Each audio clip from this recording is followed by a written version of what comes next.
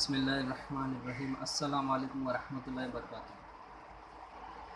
Rabbi ज़िदनी इल्मा। Students, now we will learn about the admission of partner, the method of valuation of goodwill. Method of valuation of goodwill. Goodwill is the reputation created and enjoyed by firm. It generates high profit. Therefore, value of goodwill is calculated on the basis of profit of the concern. Generally, the future profit is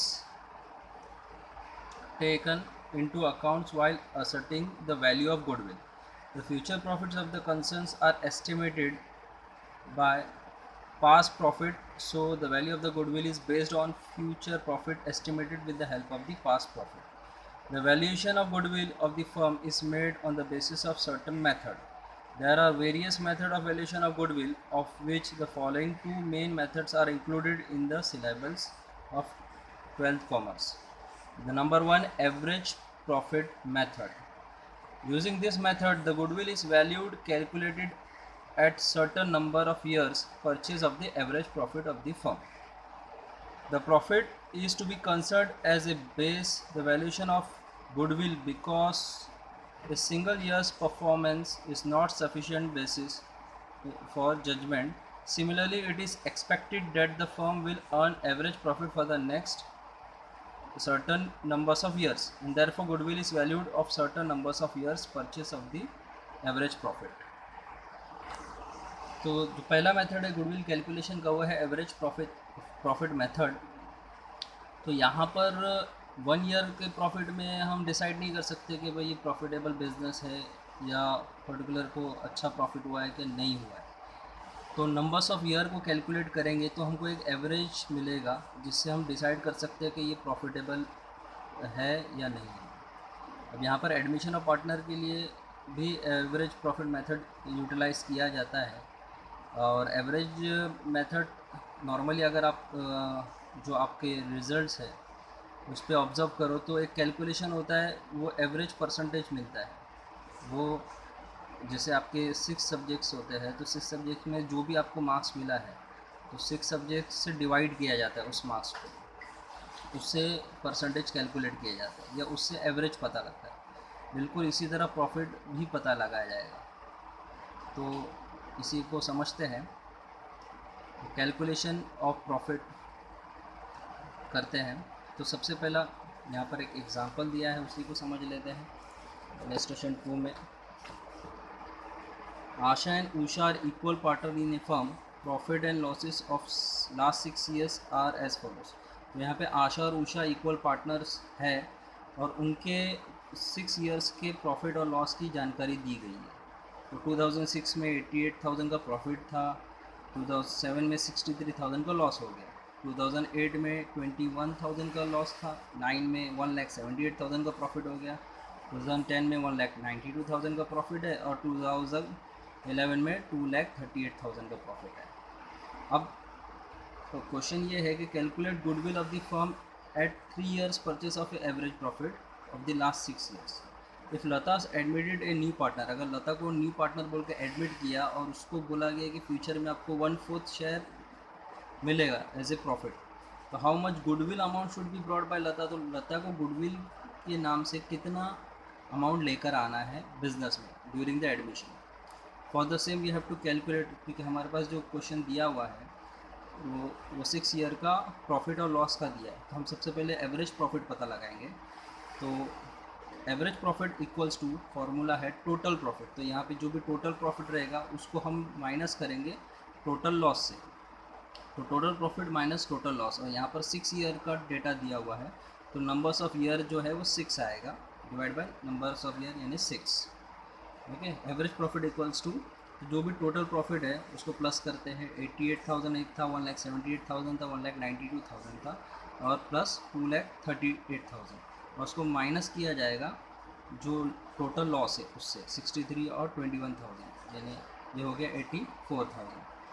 अब जो total profit है वो 6,96,000 है, उसको minus किया जाएगा 84,000 से, divide by 6। तो 6,12,000 जो है बैलेंस होता है आफ्टर लॉस को माइनस करेंगे, यानी 6 ईयर में 6,12,000 का इनको प्रॉफिट हुआ है, उसको डिवाइड करेंगे हम 6 ईयर से, तो हमको एवरेज मिलेगा पर ईयर का 1,02,000। ये है एवरेज प्रॉफिट 1,02,000।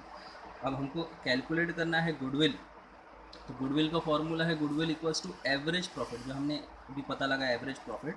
तो एवरेज प्रॉफिट को into numbers of year purchase, तो numbers of year purchase question में दिया है 3 ईयर से, तो नंबर्स ऑफ ईयर्स परचेस से मल्टीप्लाई किया जाएगा। तो हमको एवरेज प्रॉफिट कितना मिला था 1,02,000, हम उसको मल्टीप्लाई करेंगे 3 से।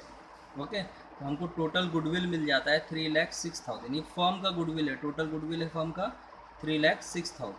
अब क्वेश्चन ये था कि लता को गुडविल के नाम से कितना अमाउंट बिजनेस में लेकर आना है, तो लता शेयर्स ऑफ गुडविल पता लगाना है, तो हमको टोटल गुडविल को मल्टीप्लाई करना होगा लता के शेयर से। लता का शेयर कितना है 1/4 है, तो 3,06,000 जो है टोटल गुडविल है, मल्टीप्लाई बाय 1/4 आप अगर आप कैलकुलेट करोगे तो we will get the answer 76,500। तो so Lata is expected to bring 76,500 as share of goodwill on admission. तो इस तरह एवरेज प्रॉफिट के ज़रिए हम गुडविल पता लगा सकते हैं। ओके, तो एक ये मेथड है जो है average profit method. Hope so ये समझ में आया है। फिर से फॉर्मूला ध्यान में रखना है कि एवरेज प्रॉफिट जो है, जो भी टोटल प्रॉफिट है उसको लेस करेंगे टोटल लॉसेस से, divide by numbers of year. ये सिंपल है, बहुत बार आप लोग ने स्कूल्स वगैरह में भी किया है। एवरेज प्रॉफिट पता लगाने के बाद फॉर्मूला है गुडविल पता लगाने का, goodwill equals to average profit multiply by numbers of years purchase. ये दिया रहेगा, नंबर्स ऑफ ईयर्स जैसे 3 ईयर्स दिया है, ये दिया रहेगा, तो आपको गुडविल मिलेगा। गुडविल मिल जाएगा टोटल गुडविल। अब पर्टिकुलर पार्टनर जो न्यू आ रहा है उसको अमाउंट कितना देना है वो पता लगाने के लिए गुडविल इनटू लता शेयर, जो 1/4 उसका प्रॉफिट शेयर है, वो उससे आप कैलकुलेट करेंगे तो will get the answer. Okay okay, the another method is super profit method. The earlier method, which was based on average profit, has few limitations as it takes into account the absolute profit of firm. Such profit figure may not give a true picture regarding the firm business ability. Example, Suraj and company has earned profit 40,000 in particular year and Sagar and company earned profit 30,000 in the same year. And Suraj and company appears to be better firm. अगर हम यहाँ पर example देखें तो सूरज company का value figure जो है वो ज़्यादा दिख रहा है प्रॉफिट का 40,000, और सागर का जो 30,000 दिख रहा है। तो अगर आप नंबर देखिए तो आप बोलेंगे कि भाई सूरज का जो है परफॉर्मेंस अच्छा है in a profit, but this may not be true as Suraj company has earn profit 40,000 on a capital 4 lakh. और ये सही नहीं हो सकता क्योंकि अगर कैपिटल इन्वेस्टमेंट सूरज का जो है 4 लाख, उस पर वो 40,000 अर्न कर रहा है, यानी ये 10% होगा।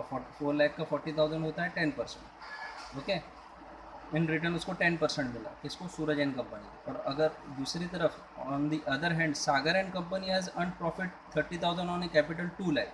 अगर 2 लाख के इन्वेस्टमेंट में सागर एंड कंपनी को 30,000 मिल रहा है, जो कि परसेंटेज के हिसाब से 15% होता है, तो अगर आप रियलिटी चेक करो तो Sagar and company is better in performance as compare to Suraj and company, because rate of return जो है on capital employed of Sagar is more. Okay, so super profit calculation के लिए हमको 4 स्टेप जो है वो समझना होगा। इसमें कैलकुलेशन ऑफ एवरेज प्रॉफिट आता है, जो ऑलरेडी हमने समझा है कि भाई जो एवरेज प्रॉफिट दिया होगा 5 ईयर्स का 6 ईयर्स का, तो जो भी है वो प्रॉफिट और लॉस को प्लस माइनस करके divide by numbers of year से करना है, एवरेज प्रॉफिट हमको मिल जाएगा। ओके, और अब दूसरा स्टेप है calculation of normal profit. Normal profit refers to a reasonable expected profit to be earn by a business concern after meeting all its business expense. एक नॉर्मल प्रॉफिट एक जो है सर्टेन किया जाता है कि भाई मैं यानी इतना 1 लाख इन्वेस्ट किया हो तो मेरे को एटलीस्ट 10,000 तो मिलना चाहिए, 5,000 तो नॉर्मल प्रॉफिट आना चाहिए आफ्टर डिडक्टिंग द एक्सपेंस।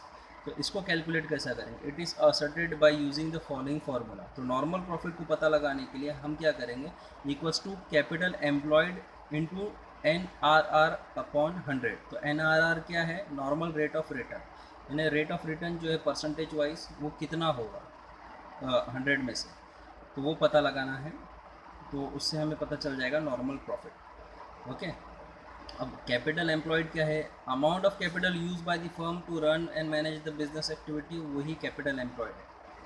जो कैपिटल लगाते हैं, पैसा जो इन्वेस्ट करते हैं, वही कैपिटल एम्प्लॉयड है। The term capital employed is made up of fix asset other than goodwill plus current asset minus current liability. तो इसमें क्या रहता है, फिक्स एसेट है, फिक्स एसेट प्लस उसमें करंट एसेट रहेगा और डिडक्ट करेंगे करंट लायबिलिटी को, तो वो कैपिटल एम्प्लॉयड होता है। Okay, normal rate of return is the return of profit normally expected by the investor on the capital employed by the constructor, यानी जितना कैपिटल इन्वेस्ट किया उस पर जो एक्सपेक्टेशन है कि इतना मुझे रिटर्न आना चाहिए, वो नॉर्मल रेट ऑफ रिटर्न है। Okay, calculation of super profit. तो कैलकुलेशन ऑफ सुपर प्रॉफिट से पहले फिर से एक बार नॉर्मल प्रॉफिट पता लगाने के लिए क्या करना है, we have to calculate capital employed into normal rate of return divide by 100। Okay, अब step 3, calculation of super profit. Super profit is the profit earn by the business concern over and above the normal profit on capital employed. तो super profit तो वो profit है जो normal profit से ज़्यादा मिल गया। Okay, it denotes extra earning of the firm. It in the other word is nothing but the excess of average profit और द नॉर्मल प्रॉफिट। एवरेज या नॉर्मल प्रॉफिट से जो ज़्यादा वैल्यू है वही सुपर प्रॉफिट है। Example, the normal earning of rate of Amar and Company is 15% on capital employed 4 lakh. Therefore, the normal profit of earning is 60,000. Okay, 4 lakh का 15% calculate किया तो 60,000 आएगा। 10% 4 लाख का होता है 40,000, उसका हाफ 5% होता है 20, तो 40,000 प्लस 20 इक्वल्स टू 60,000। ये हो गया इसका नॉर्मल प्रॉफिट। तो ये नॉर्मल रेट जो है कैलकुलेट किया। इफ़ द एक्चुअल प्रॉफिट और earning is 1 lakh, Amar and company has earn super profit of 40,000। ये सुपर प्रॉफिट ऑफ 40,000 कैसे मालूम पड़ा, अगर उसने एक्चुअली प्रॉफिट 1 लाख अर्न किया है और नॉर्मल, अगर उसने अर्न 1 लाख किया है एक्चुअल प्रॉफिट, तो नॉर्मल प्रॉफिट जो एक्सपेक्टेशन था 60,000 था, तो एक्सेस कितना अर्न किया, तो 1 लाख माइनस 60,000 अगर आप करेंगे तो सुपर प्रॉफिट आपको मिल जाएगा 40,000। तो फार्मूला सिंपल है, super profit equals to average profit minus normal profit. तो जो एवरेज प्रॉफिट है उसे नॉर्मल प्रॉफिट को माइनस कर दो, you will get super profit. Okay, calculation of goodwill. Under the super profit method, goodwill is valued at certain numbers of year purchase of super profit. So it is calculated following formula, as per the following formula, goodwill equals to super profit into numbers of year purchase। अगर आप देखेंगे तो इससे पहले जो goodwill calculate हुआ था वो goodwill equals to average profit into numbers of year purchase था, मेथड 1 जो एवरेज प्रॉफिट मेथड था। सुपर प्रॉफिट मेथड में हमको calculate goodwill super profit into numbers of year purchase करना। Okay, illustration 1, find out the value of goodwill from the following detail as per super profit method। तो यहाँ पर average capital employed 2,50,000, ये investment है। Net profit of last 3 years दिया हुआ है 45,000, 37,750 और and 47,000। C rate of return जो है एक्सपेक्ट था, नॉर्मल रेट ऑफ रिटर्न 12% है। Goodwill is to be valued at 3 years purchase of super profit. Calculation, average profit equals to total profit minus loss divide by numbers of years. तो यहाँ पर तो loss है ही नहीं, तो तीनों भी प्रॉफिट है, तो तीनों को ऐड करेंगे, डिवाइड बाय 3 करेंगे, we will get the value 43,250। ये एवरेज प्रॉफिट हमको मिल गया। नॉर्मल प्रॉफिट पता लगाने के लिए फॉर्मूला था capital employed into normal rate of return divide by 100।